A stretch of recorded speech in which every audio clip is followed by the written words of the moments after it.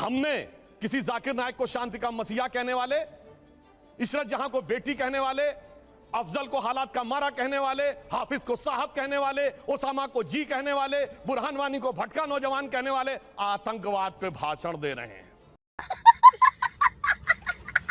इसलिए अब महिला की बात करता हूं। बिल्किस बानो की बात ये कर रहे हैं, 14 साल वो लोग जेल में रख के आए, मुस्लिम थी इसलिए बोला। इसी पश्चिमी उत्तर प्रदेश में एक मुस्लिम महिला थी इमराना, जिसके साथ उसके ससुर ने बलात्कार किया और मौलवी ने फतवा दे दिया कि अब आज से वो अपने ससुर की पत्नी और पति की मां हो गई, और जलवाए जलाल से वो मौलवी साहब विद्यमान थे, चू नहीं बोला। ये इनका महिलाओं के प्रति सम्मान था। हमारे यहां किसी ने नैना साहनी को तंदूर में जलाया, छोड़िए वो सब आरोप प्रत्यारोप। मैं तो 100 बात की बात कहना चाहता हूं। वो कहां गए उन लोगों का सम्मान करते थे जिन्होंने कश्मीर वैली में लिखा, छोड़ के चले जाओ हिंदुओं से और अपनी बेटियों को छोड़ जाओ।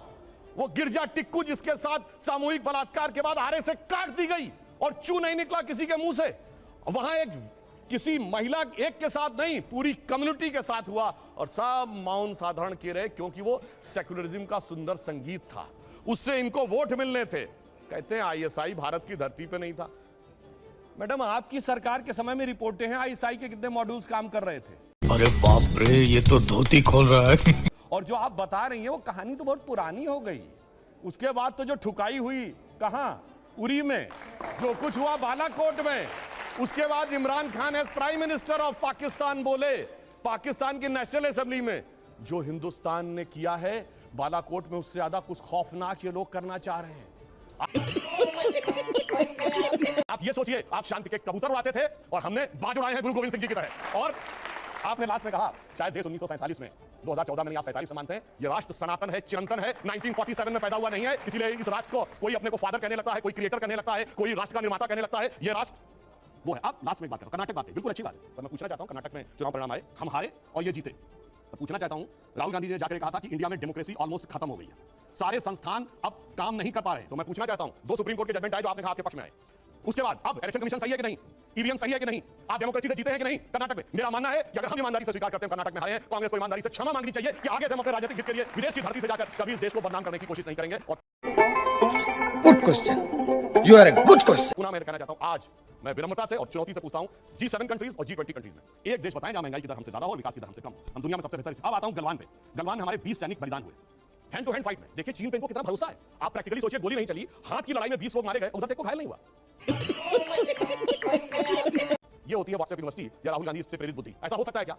इंटरनेशनल मीडिया ने बताया कि 60 के करीब उनके सैनिक मारे गए, उसने एक घायल की भी सूची नहीं जारी की, पर चाइना के डाटा पे भरोसा है और भारत की सेना पे भरोसा नहीं है। और अगर मैं पूछूं, जो हमारे जवान वहां बलिदान हुए थे वो किस रेजिमेंट के थे, पता है आपको? बिहार रेजिमेंट। बिहार रेजिमेंट का युद्ध घोष जानते क्या है? बहुत घनघोर सांप्रदायिक लगेगा आपको। बिहार रेजिमेंट का युद्ध घोष है बजरंग बली की जय, मगर वो इनको लगता है सांप्रदायिक। राजपूत रेजिमेंट का युद्ध घोष है राजा रामचंद्र की जय, सुनिए। और जो हमारी गोरखा रेजिमेंट का युद्ध घोष है जय जय महाकाली आयोरी गोरखाली। मगर अफसोस है कि भारत की ऊर्जा ओजस्विता के सारे प्रतीकों को सांप्रदायिक कह के आपने उनको धोखा करने का प्रयास किया। कर्नाटक में क्या हुआ, इनके राष्ट्रीय अध्यक्ष के बेटे आज ही बोले कि हम सांप्रदायिक संगठनों को नहीं वो करेंगे और आरएसएस को भी हम बख्शेंगे नहीं। अरे भाई, बड़े मियां तो बड़े मियां, छोटे मियां सुभान अल्लाह। और मैं इनसे विनम्रता से पूछता हूं, अब आप अपना वादा निभाइए। आपने कहा था हम 6% मुस्लिमों का आरक्षण देंगे, मुस्लिम आरक्षण देकर दिखाइए। सुधांशु एक बात मैं पूछ रहा हूं, हाँ बिल्कुल करिए। मैं आप ही के एक सवाल को उन्होंने जवाब नहीं दिया, मैं ले लूंगा आपके पास। उन्होंने पहलवानों का जिक्र किया और उसको उन्होंने महिलाओं से जोड़ा। बजाओ ताली, पहलवान बैठे हैं, बजाओ ताली। देश की बेटियां न्याय मांग रही है, बजाइए ताली, बजाइए। नहीं, मैं तो जनता से पूछना चाहती हूं, देश की बेटियां न्याय मांग रही है, तो निर्लज्ज ताली बजा रहे हैं और बजाओ ताली कि उसमें से कोई बेटियां बहन हो रही है। कौन है ये लोग, कहां से आते हैं?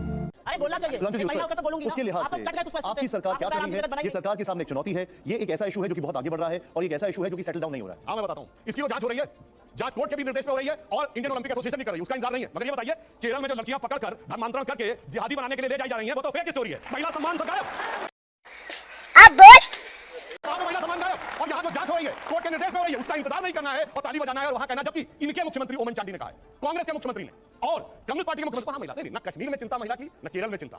और जहां पर जांच हो रही है, जांच रिपोर्ट आने का इंतजार नहीं, सारी चिंता वहीं पर दिखाई पड़ती है। इसीलिए कहते हैं अंदर से कुछ और, बाहर से कुछ और नजर आते हैं। बाखुदा, आगे मैं नहीं बोलूंगा, वो गाना आप लोग जाके देख लीजिएगा। सुब्रत जी, आज के लिए फिलहाल इतना ही। आपकी तरह मैं भी मायूस हूं, लेकिन उम्मीद पर दुनिया कायम है। दिल दुखा है लेकिन टूटा तो नहीं है और उम्मीद का दामन छूटा तो नहीं।